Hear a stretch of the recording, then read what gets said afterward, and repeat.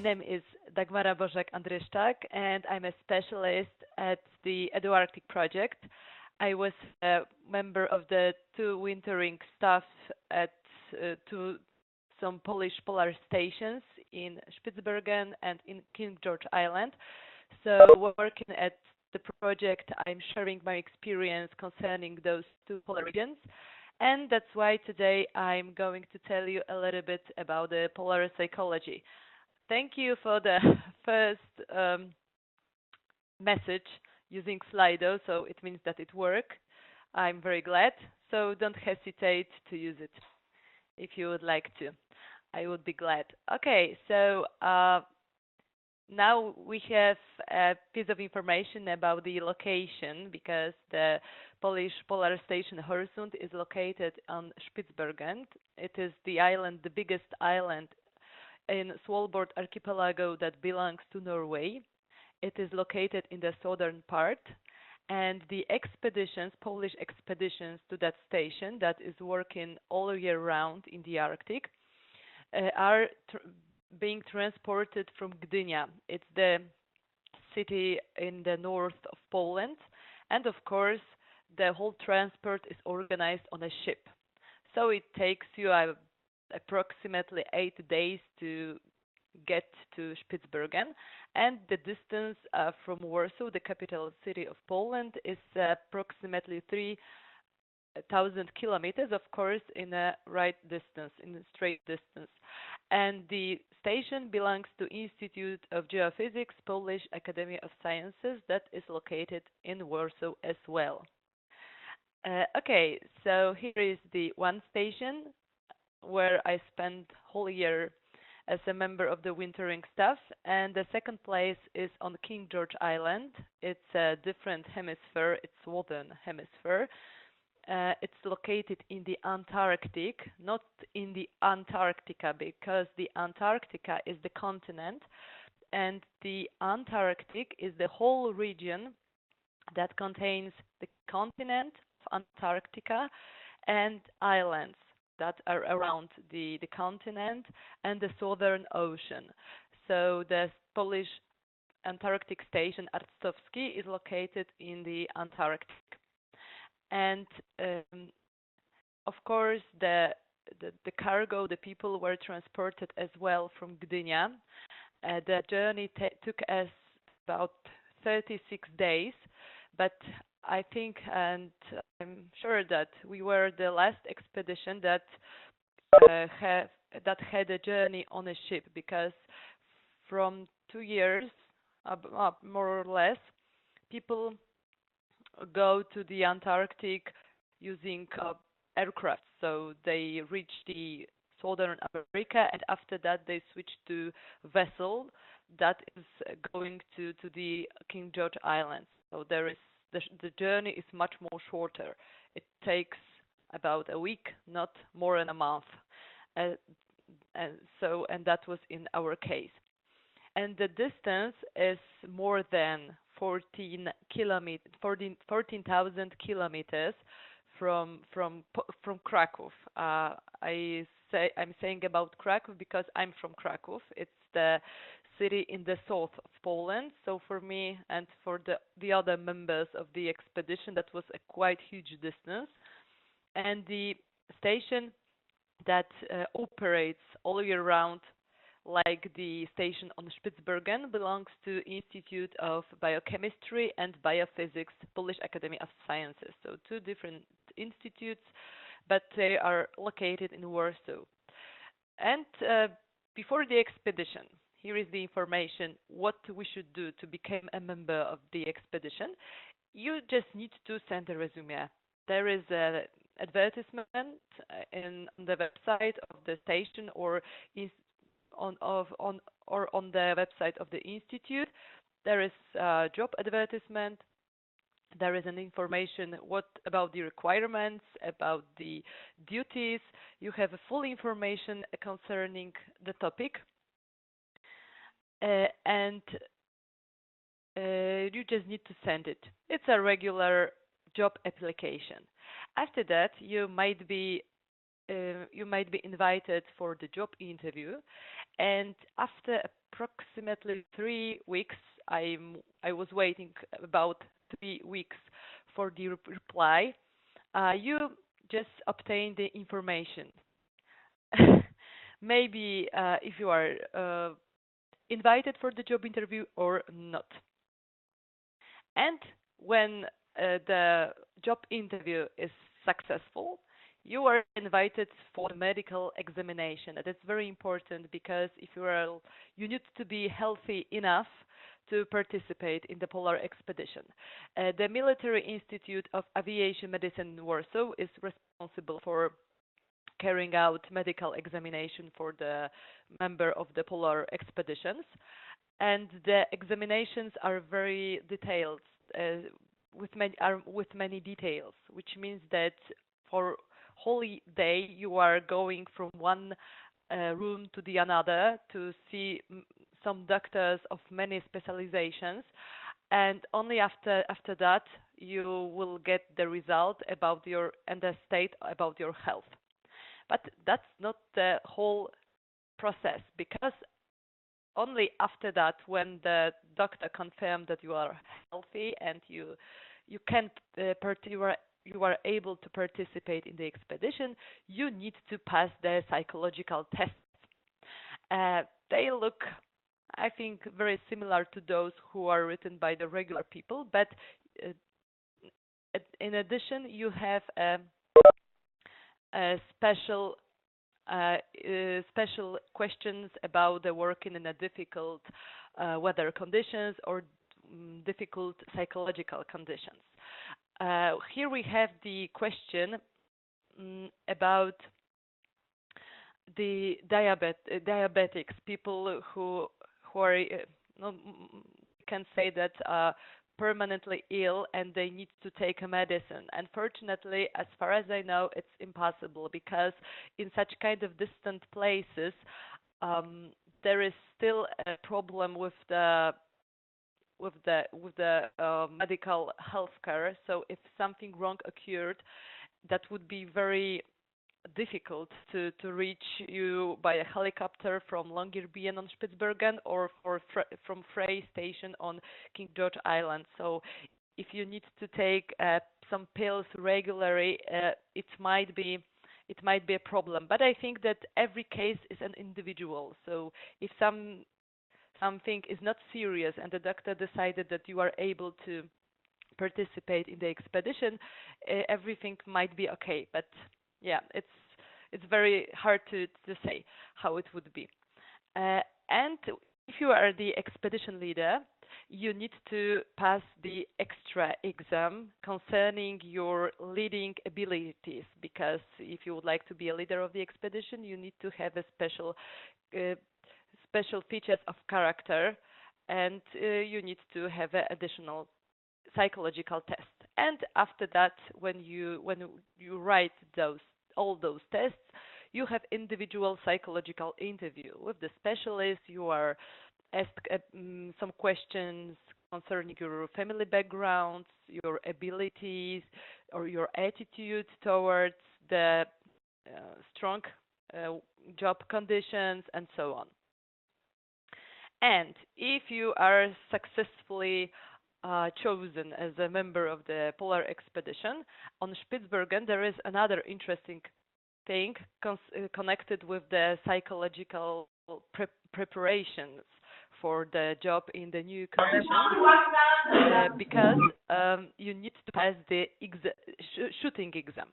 On Spitsbergen, on whole Svalbard archipelago, there is a danger from the polar bears that are very dangerous against people, so you need to have a gun, but you need to go through some training session first, and we have something like this on a field as well, like on the photo you can see here. So you have to have that gun trainings at the shooting range and training ground, and it took us about 3 days in Poland, in Gdynia, and after that you have an exam. So on the left side there is a chart with the polar bear printed on it. And if you would like to pass an exam, you need to shoot like this. It's my chart, so it means that I passed the exam and was able to participate in the expedition, because the chest of the polar bear is the most fragile place where you need to shoot, because if you shoot in the head of the polar bear, you can't kill it, so it might be dangerous for you. So the chest is the most fragile area. And if you, of course, pass an exam, you need to attach the certificate of good conduct that is written in English or in Norwegian. And all those documents before the expedition need to be sent to the governor of the Svalbard. The governor is the highest administrative force on Svalbard archipelago. So only after that you can go to Spitsbergen and work there for a whole year, like a member of the wintering staff. And here we have the two hemispheres.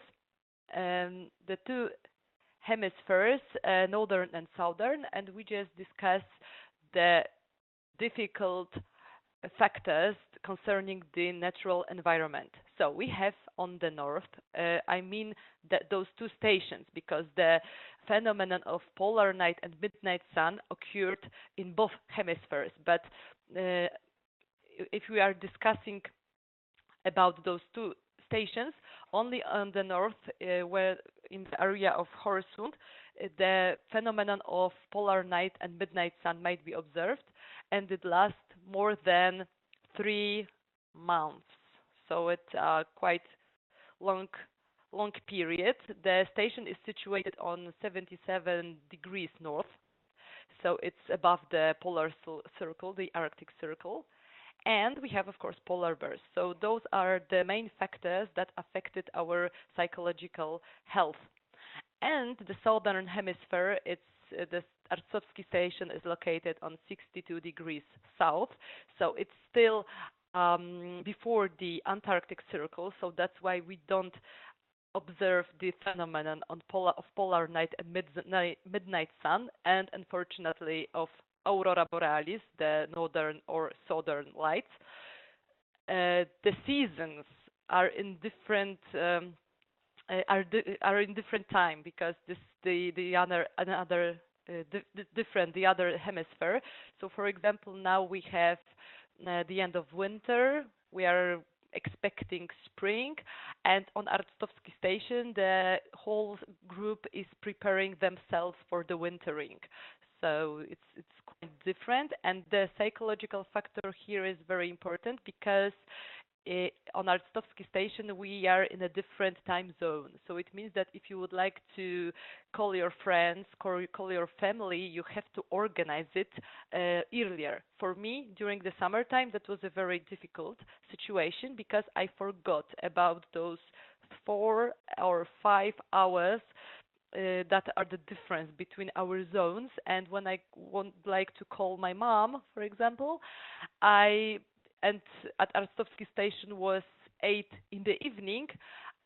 In Poland there was midnight.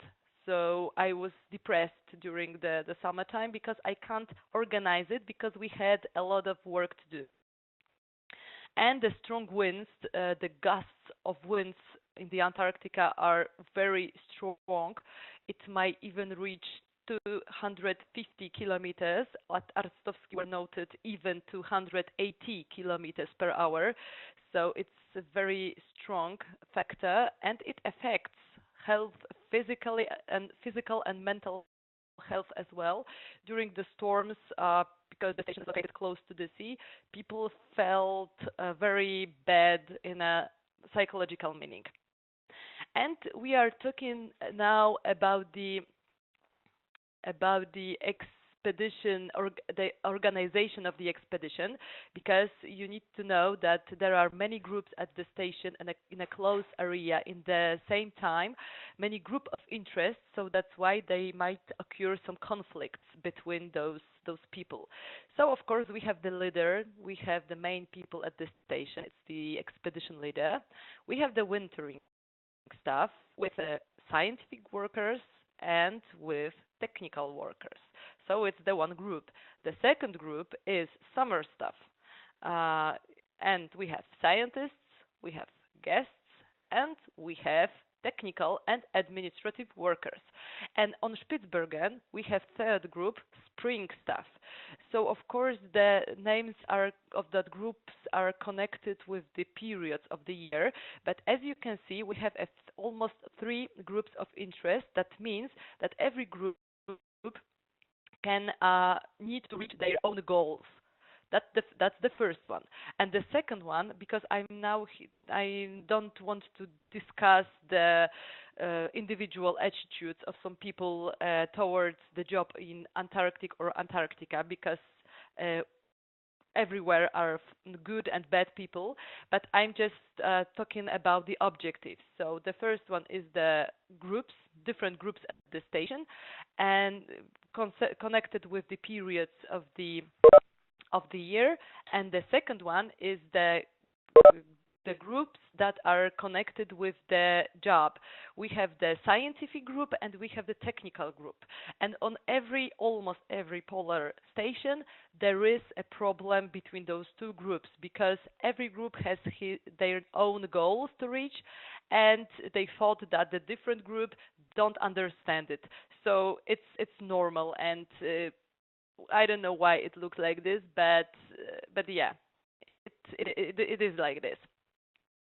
We are now discussing the syndromes. The information about the syndromes, polar syndromes, you can find on Polarpedia. Now the term is in Polish, Russian, and in English. I hope that it will be translated to the other languages afterwards. Okay, so we have the winter over syndrome, and it is connected with the wintering, the time of the polar winter, when people are in a close group together, in a group of 10 or 8 people, as we did on Arctowski or Hornsund stations. So the winter over syndrome is characteristic by different types of depression. For example, we have irritation, sleeping problems, difficulties with concentration and memory, absent-mindedness. So it might be typical for winter over syndrome. And those three syndromes that I would like to discuss are very well described in the scientific literature of polar psychology. The second syndrome is called T3 syndrome, and it is connected with the thyroid. Thyroid is a very important organ in our body. It's located here, and it is responsible for the secretion of the hormones that influence our metabolism. So if we don't have any problems with thyroid, we are healthy. But if we have some problems, we have some problems with the stomach, we are sleepy, and yeah, the thyroid dysfunction might affect our whole physical and mental health. So the T3 syndrome is connected with the polar night as well, and very often it is closely related to the syndrome of the overwintering syndrome. So we have more negative emotions, for example, the decline in optimism, and bad mood. So it is very connected with the state of our mood. Anger increase might occur as well. Depressive thoughts. And the third syndrome, also well described in the literature, it's called third quarter phenomenon, because the scientists decided that if we have a whole year in the polar station, we can count 4 parts of the year when people have different mood states. It is connected with the periods of the year. It is connected with the numbers of people at the station. And if we are talking about the third quarter phenomenon, is the third part of the year when people are working at the station. So it means that it is the special time when we thought, because it's very often after the polar night, that something is changing. We are expecting that we are going home soon, and we are very happy. But after that, we just realize that, oh my God, it's 2 or 3 months left when we just finished our mission. So we have optimism at the first time, and after that, the decline in optimism. So it is a very typical for a third quarter phenomenon. So mood fluctuations, we can call it like this. We are disoriented. There is an increase of social tension, and for example, I experience it because if you are like in a closed group, and even if you like everybody, there is a special psychological state when you are very irritated by some behaviors. For example, you have a colleague that have a special gesture and she is or he is touching her or his hair all the time. That's normal. In the regular world, it's normal. But if you are in a closed group and somebody is doing like this all the time, and you are observing him or her, you just become very irritated. It's very hard to describe because you need to experience it, but it's something like connected with the increase of social tension. And of course, the conflicts might be little or bigger. It's up to the situation in the group. And in the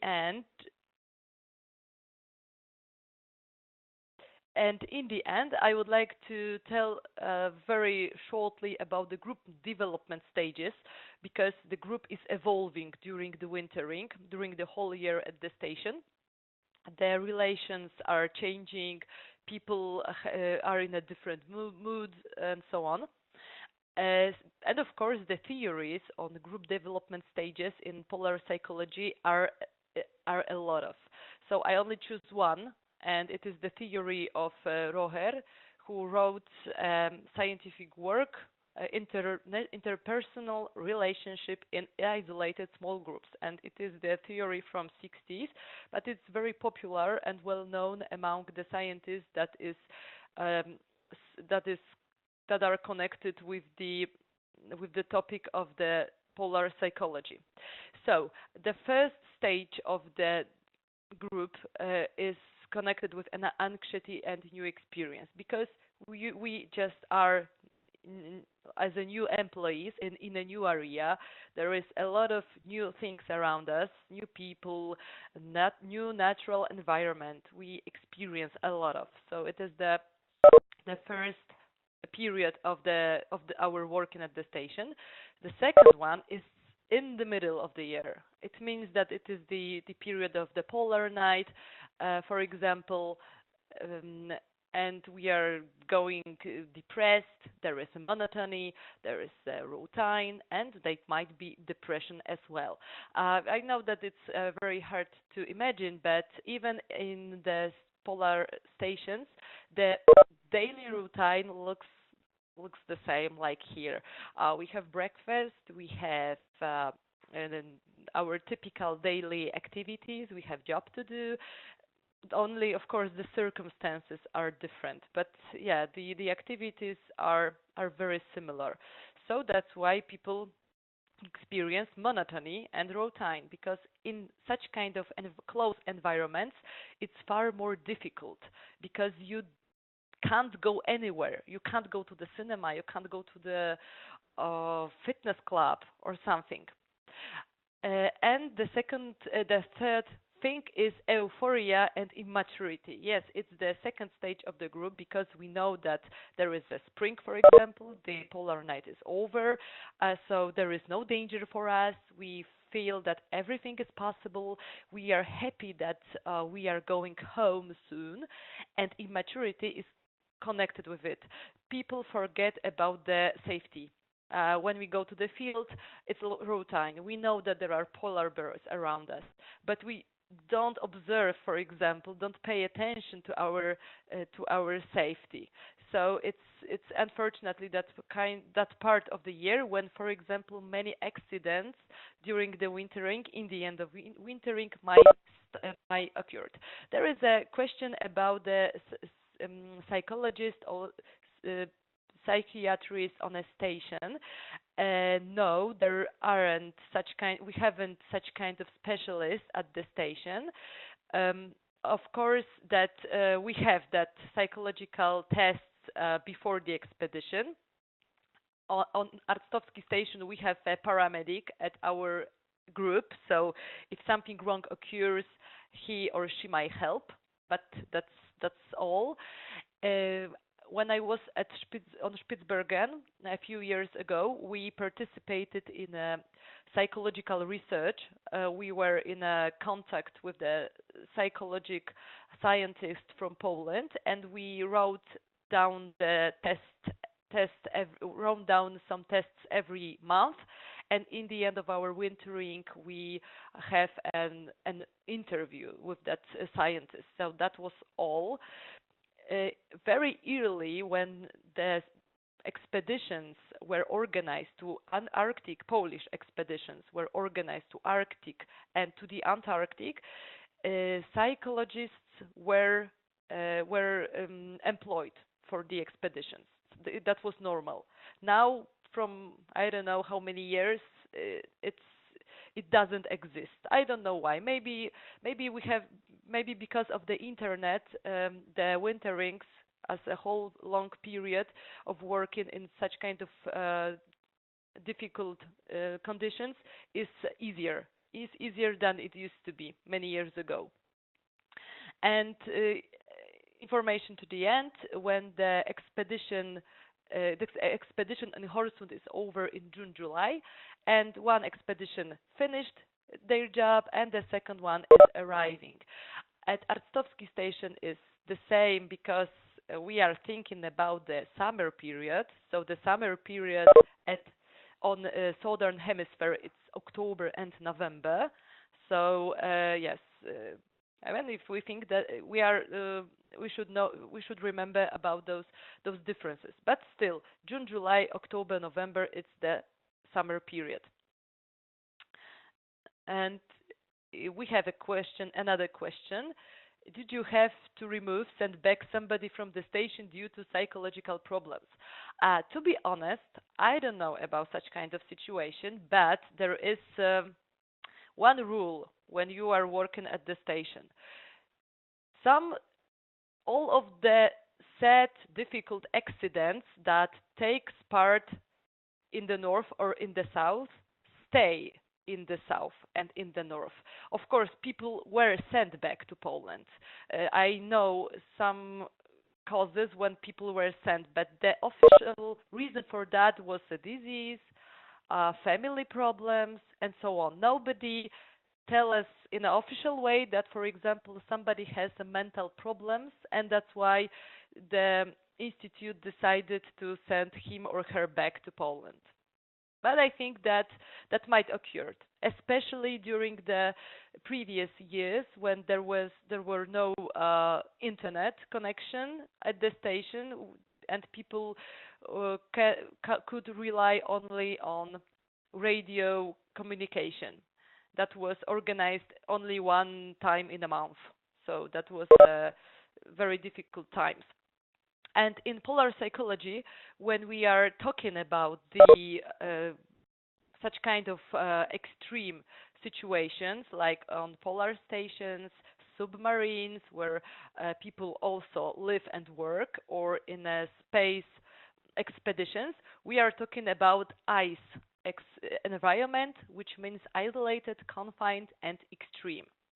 And in the end, I have for you two funny photos that were made, I think, 2 months ago by my friend that now is working on Spitsbergen in the Hornsund station. It is a very good method how to cope with the monotony and boredom of the polar night. My friend decided to do a colorful makeup, and she prepared colorful cups for everybody from the expedition. So I think that it is a very good method to cope with the polar monotony that is worse than the monotony that we have here. Okay, so there is that's all for today that I prepared. Here is my email address. If you would like to ask me some questions, feel free to do it.